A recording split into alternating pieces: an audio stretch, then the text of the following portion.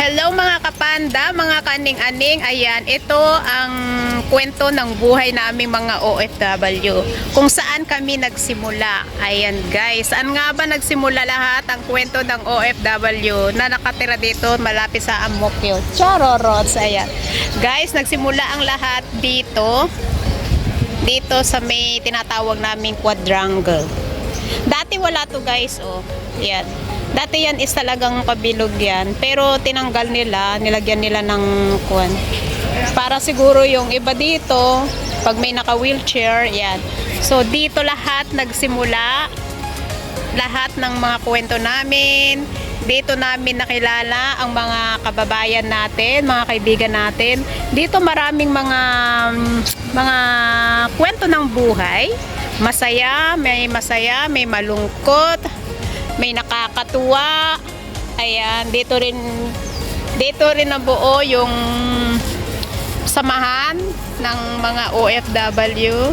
Tapos dito rin may mga tampuhan, may mga konting hindi pagkakaintindihan, pero dito rin nagsimula at naayos ang lahat.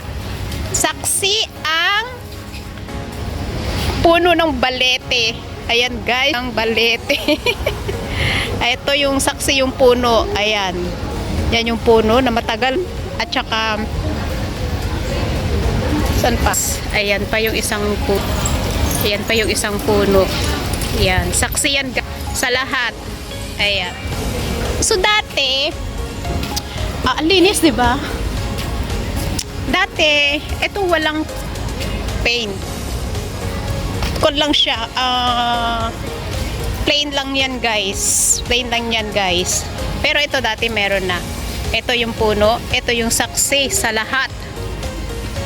Sa lahat ng mga kalungkutan, kasiyahan, chikahan. Minsan may mga tampuhan, may mga away. Lahat na talaga dito. Dito nagsimula ang lahat. Nagsimula ang lahat.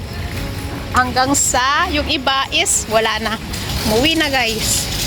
Nag-for good na yung iba, nag-asawa na yung iba. At sa iba naman, yung ibang mga friendship naman natin, mga kakilala natin nandoon na sa ibang lugar, sa ibang country, nasa US at kung saan pa. So dito lahat nagsimula ang buhay ni Aning-Aning bilang OFW. Dito ko nakilala ang mga kaibigan ko na naging karamay ko. Ayan, mga kaibigan ko, katuwaan, kachikahan, kamaritesan 101. Everyday yan guys. From 8 AM.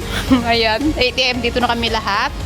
Tagpuan namin yan guys. Dito lahat nabuo yung tawanan, kwentuhan, iyakan, mga problema. Ayan, dyan din lahat guys, nagsimula ang lahat. So dito din may naganap na away. Yan. Hindi ko talaga makalimutan. Ayan, dito yan guys sa may palengke, diba? Pero dati dito wala itong mga to. Wala. Basta na kwanto plain lang siya. Pero nilagyan nila ng 3D. Ganda, di ba? Super ganda. Ayan. So, yun lang ang kwento ng buhay OFW kung saan nagsimula ang journey ni Panda bilang katulong dito sa Singapore. Ayan. So, dito lahat nagsimula, guys. Dito lahat. Marami ako nakilala dito kasi dito yung tambayan. Nakaupo kami lahat dyan.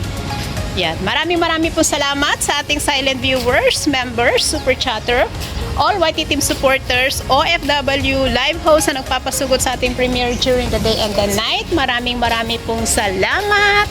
And God bless. Mwah, mwah. Chup, chup. Ingat. Mwah.